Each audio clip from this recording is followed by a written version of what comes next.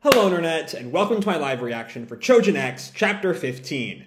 When we last left our heroes, Tokio was sort of the last one standing against Shiozaki, and set up this sort of echo of the fateful baseball game where Shiozaki first became a Choujin, and that largely worked. He had to pull some risky moves, specifically using the raise trick that we've seen Simon use earlier in the fight, where he kind of almost kills himself, which re-heals him. Simon was not pleased about that, which is something of a recurring theme throughout this chapter, even though Tokio in the end does get through to Shiozaki by hitting the sinker pitch that Shiozaki threw when he first became a Choujin. Simon in the end complains that, you know, Tokio was obstructionist, sort of balking at the rules. There was that line at the end. I personally think he did a good job. It wasn't clear if that was Simon or Momoma. After rereading it, I do think it is Momoma. But anyway, we then have a higher up commander member of Yamato Mori who comes in, tries to help clean things up, talks about how Tokio and Ellie are going to be great assets to Yamato Mori, and that he wants them on there even by force if necessary, so keep an eye out on him. Our attention is then drawn to the tower that splits up the town they're in, which I forget what Yamato Prefecture, right? Splits up Yamato. And inside the tower, we are reintroduced to Hume talking to some weird hand thing. And the hand thing tells Hume that he has sensed the birth of one of his beasts. And that's where we left off. I'm sure there's plenty of denouement to have with Shiozaki here, and also finding out whatever the hell is going on with that thing. So let's dive right on into Chapter 15, Fly. And we open with this itty-bitty bird. It's flying by a Shinkansen train, and it lands on, I guess, a railing holding up the train tracks, and sees another bird in a nest. It's not quite clear if they're family or something, or if that even matters at all. And Tokio just wakes up screaming, "I'm the Giants' cleanup hitter! Are you kidding me?" And he's clearly been dreaming in the hospital. We see Ellie is also there, seemingly also asleep, muttering out, "Giant, Giant, stop." So Tokio's been having some baseball-themed dreams. Understandable, given what happened to him. No idea what Ellie's dreaming about. But Tokio notes her, "Ellie, so we're at Yamato Mori?" And he picks himself, he gets up, puts his shoes on. What happened? And I guess Giant or Gion or something might be the name of Ellie's bird in this dream. You can't, Gion. Don't lay an egg there. And Tokio puts a blanket over Ellie. Sounds like an unpleasant dream. And we cut to this childhood playground where Tokio is just sitting on the top of a slide, just sitting there. It's an interesting visual because he very much looks a little bit too big for that slide. It's a random inclusion, him in a elementary school playground. I'm curious if there's some deeper theme going on with that visual. Anyway, someone called up to him, "Hey, bird Choujin." Oh, it's Shiozaki, who is back to himself and not under arrest or not in captivity. At least to some extent, he's still allowed to move around. And Shiozaki and Tokio get to talking, and Shiozaki says, "I was thinking over why I turned into that monster thing. Where things went wrong. Money, my life, the people I hung out with, the anger and anxiety that came from that. But then I realized the biggest reason probably wasn't any of that. When I caught your fly ball, I was thinking, wish I hadn't had to quit baseball. That was the only thing on my mind." But you'll recall, he's not able to play due to being a Choujin. And so I'm curious, I feel like even this is tapping into some theme Isha is getting at. I'm just not quite sure what that theme will end up being. But all the stuff that happened after I couldn't play anymore, that was all my choice. That includes teaming up with people I shouldn't have, and getting used to getting up to no good. So it was all on me. The source was me. Okay, so Shiozaki's taking the blame for this, and I didn't really think that's where we were going thematically. That the issue here was less Shiozaki himself and much more sort of the world that Shiozaki is sort of a part of. The way that Choujin are sort of restrained. I don't know. But Tokio just says, "Shiozaki, will you play baseball with me again? And Shiozaki taunts him, you probably wouldn't even be able to be a good warm-up for me. And Tokio, of course in his human form, and Tokio just notes, right. But Shiozaki then tells him, thanks, Kurohara. After I get my ledger cleared, I'll live an honest life. So let's play catch or something when that happens. Okay, so it seems like, you know, if this is sort of the end of Shiozaki's story, he is sort of filling in this role of, you know, his ultimate goal is to sort of become the kind of Choujin Yamato Mori wants. So, again, lots of things to keep in mind here. This feels like the moment where we might start to get a clearer look at the very least, the themes of the Sinker arc, if not the themes of the whole story. I don't know. And Tokio sort of notes, okay. And then we see some ID cards for Ellie and Tokio, which is interesting. Because we get a sense of what year it is, right? It says valid until 2001, Showa 76, July 13th, issued Showa 73, which would make this 1998, right? Let me do a quick look on the actual times of the Showa era. Showa era ended in 89. It was only 63 years. Which means that somehow that we're in a world where the Showa era went on an extra decade at least, given that it seems to be 1998 here. I don't know. That's interesting. I don't know what's going on with that. Like, what's the point of setting this, you know, 20, 23 years in the past? It's just a random little bit. Anyway, I guess this is Sandek telling them, you two have finished your 40-day training. Congratulations on earning your General Choujin registration. We're having a modest celebration tonight. Eat up! And we see Ellie looking excited. They're at a tempura restaurant. As I think this is Ellie's line. What kind of grub is this? And Hoshi tells her, it's a tempura bowl. The harmony between the special sweet and salty sauce and the crunchy tempura is what makes it the best. And then I think this is Hoshi's line still. By golly, with you heading home, Ellie, it sure will be quiet around here. And Tokio notes that, right, Ellie's from Gaga after all. And Ellie notes, once I get home, I'll send over some vegetables. Hoshi responds, there is something to look forward to. And Hoshi sort of wonders to himself, wonder if there'll be pumpkin.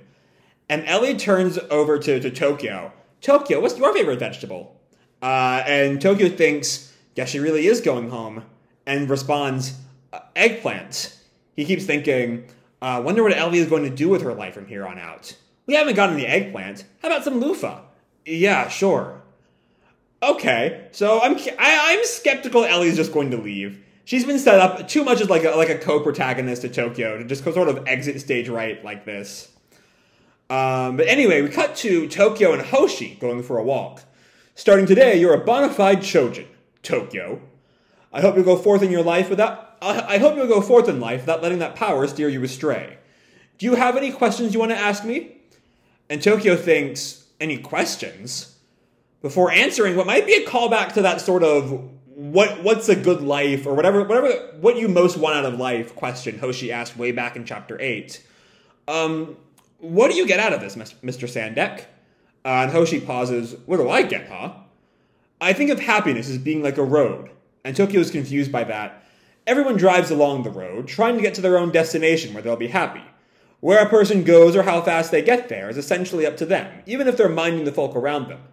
As long as the rules are being followed, it's safe travels.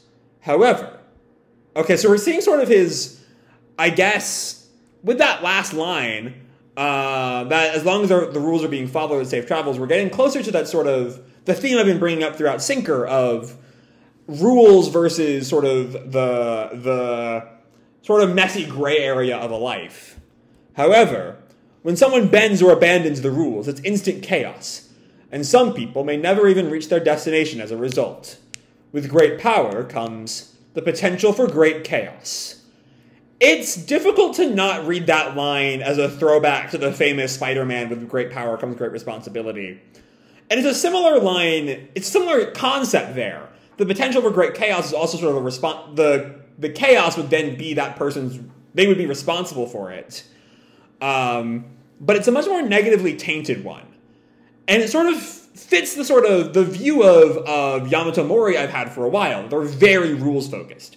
That, there is right and there is wrong. Everyone plays by the rules, everything will work out all right.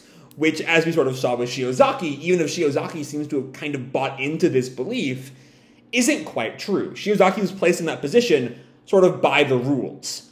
Anyway, protecting the road from that threat is my pleasure. And we very importantly have the smoking tower behind Hoshi, which there's no way that's a coincidence. Because again, there's a weird hand guy in the tower. Don't know what's going on with him.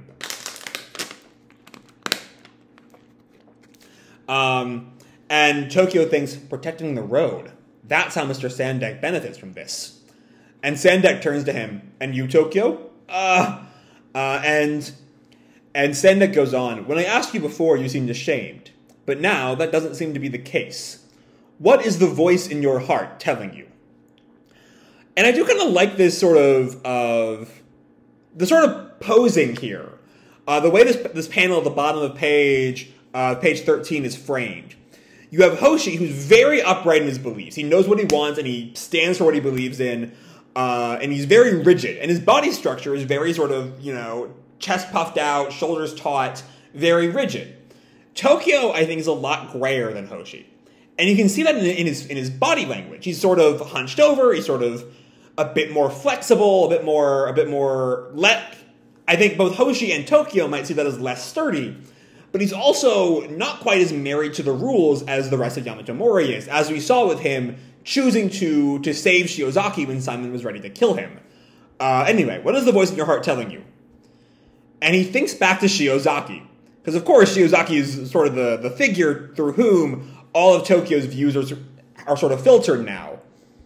And he thinks to himself, that might be back with the pigeons before he met Nari. If I become stronger, then... And the pigeons all sort of eat and look up at him, and he thinks, then maybe I can become a Choujin who helps people too. Okay. But again, that image of Shiozaki and the way that the sinker arc sort of butts up against Hoshi's ideals, I'm still sort of skeptical that Tokio won't have some radically different idea of what helping people means compared to Hoshi. I don't know. Anyway, we cut to like a warehouse or something, and we see it's the cryptid bikers and Ellie. One of the sheep tells her, I think this is it. And then she has an image of this guy I don't recognize. Glad I made it here before going home to Gaga. And she rings a doorbell. Wouldn't have been able to put up with that after taking something so valuable.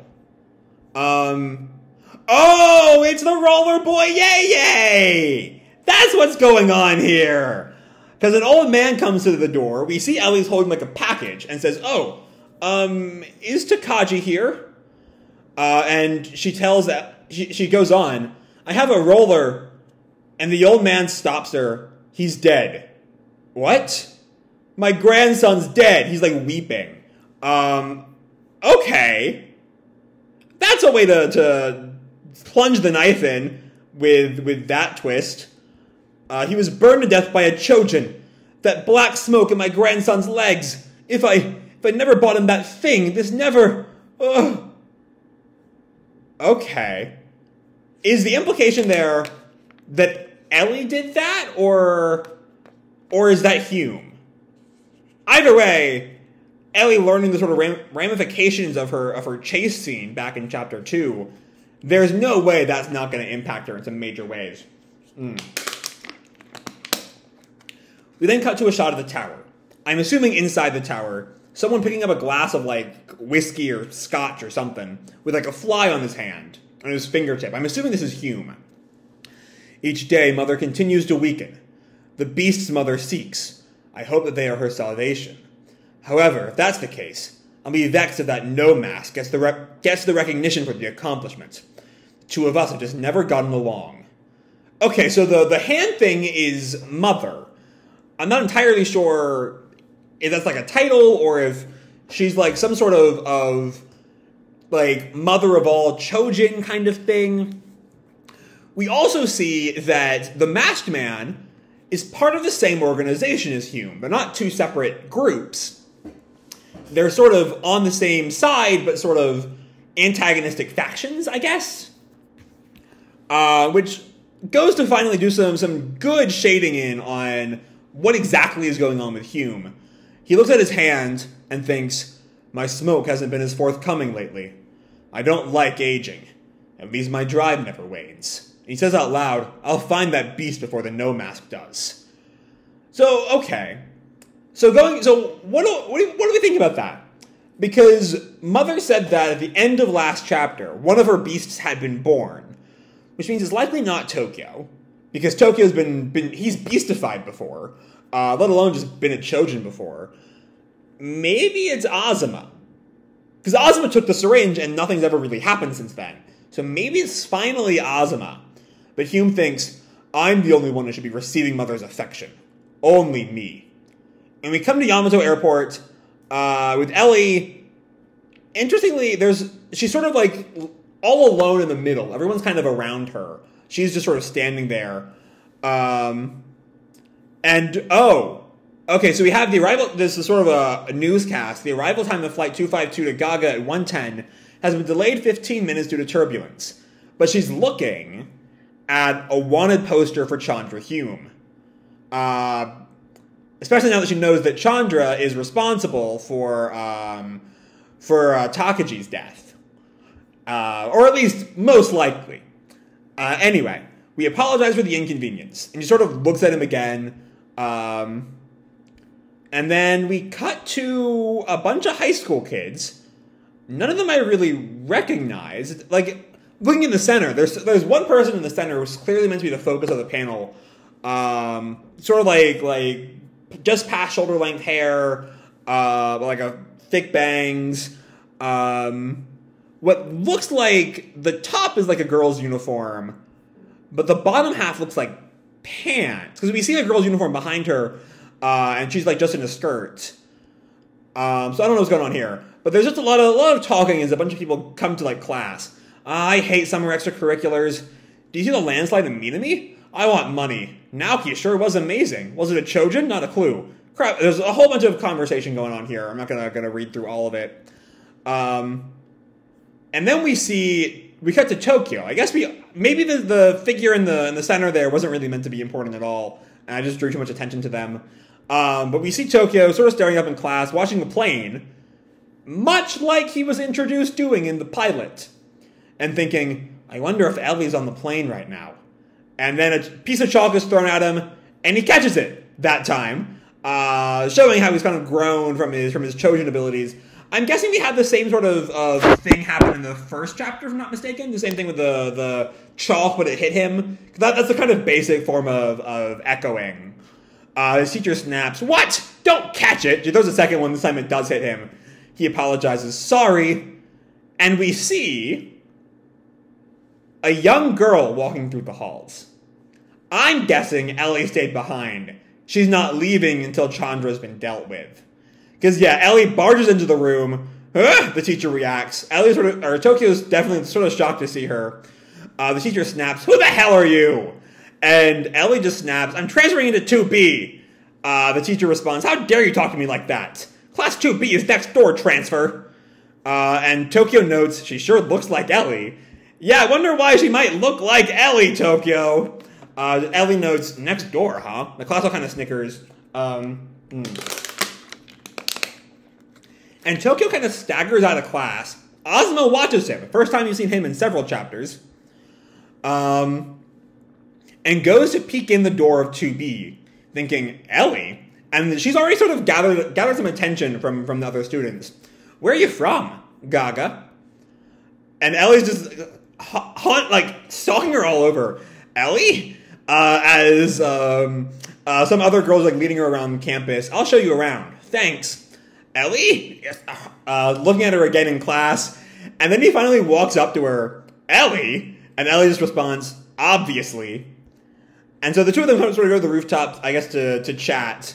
Tokyo asks, why? And Ellie tells him, I'm going to make some money here in Yamato. money? Selling veggies? And Ellie sort of looks straight on ahead, and we see, importantly, as the chapter ends, the pillar between the two of them. Maybe importantly, closer to Ellie than it is to Tokio, as Ellie says, taking out bad guys. To be continued. Okay, so, there's a lot of good work here. Like, just in pure panel composition, this chapter is kind of incredible. There's so many nice little bits, sort of letting us see a bit more of the characterization of each of the main characters, specifically Tokio, Ellie, and Hoshi, and also just sort of putting what seems to be a cap on Shiozaki's arc. I'm curious if we're actually really supposed to see it as such a good thing. Because again, the whole thing with Shiozaki seems a lot more shades of gray than people like Sandek and Yamato Mori at large really want to deal with. Thinking back again to Simon's sort of, how dare Tokio get in the way, do things outside the book.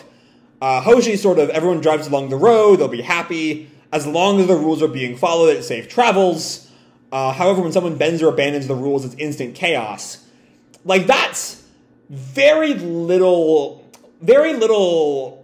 rule breaking has to be done to reach that point. So Hoshi, again, has this very black and white sense of morality, and I don't really think we're supposed to be fully agreeing with that. I don't know. And again, I really love this panel on the bottom of 13 with Tokio and Sandek. It's really, really well put together. But Tokio, again, seems to sort of agree with Sandek. I'm, again, not quite sure if that's supposed to be sort of a temporary thing before he sort of grows some more and realizes that maybe Yamato Mori is the one in the wrong on some level. Because, like, what happened to Shiozaki, I guess, isn't quite big enough to really throw Tokio for a loop. Like, given that Shiozaki lived, given that Shiozaki was sort of allowed to live, it's easy to see that Tokio isn't quite ready to sort of face the problems inherent in Yamato Mori's worldview. It's very black and white. There are rule followers and there are rule breakers, and the rule breakers must be stopped because the rules are always there to help people. And so I'm curious again how Tokio's development will sort of travel along that route, because that very much seems to be a recurring theme. Of course, the important stuff with Ellie is the saddest possible callback to the Rollerboy Yay joke of all time. Just the whole, he's dead, he was killed by Hume during the chase. And that's absolutely the moment, that's the moment that sort of sets Ellie on the path she chooses by the end of the chapter. Her seeing the wanted poster is the moment she decides she's going to stay here. She says to take down bad guys. I think it's very clear that's referring to Hume in particular. Other bad guys maybe are, maybe aren't super important to her goals right now. I don't know. Lots of interesting stuff here. I'm also sort of looking at Ellie as she seemed much more amenable to the sort of Yamato Mori worldview back in that first sort of then joining up with Yamato Mori chapter way back when.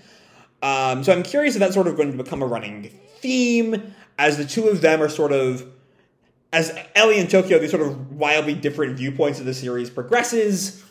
I don't know. There's a whole lot of things that could happen. I'm going to end this with a far less important question. How old is Ellie? Because I thought she was like 13 tops. I'm going to do a quick wiki search to see if the very small Choujin X wiki like has her on it, has like her age. I mean, because that seems sort of, she doesn't quite seem like old enough to be Tokio's age. That's what I'm going to say. She seems a good bit.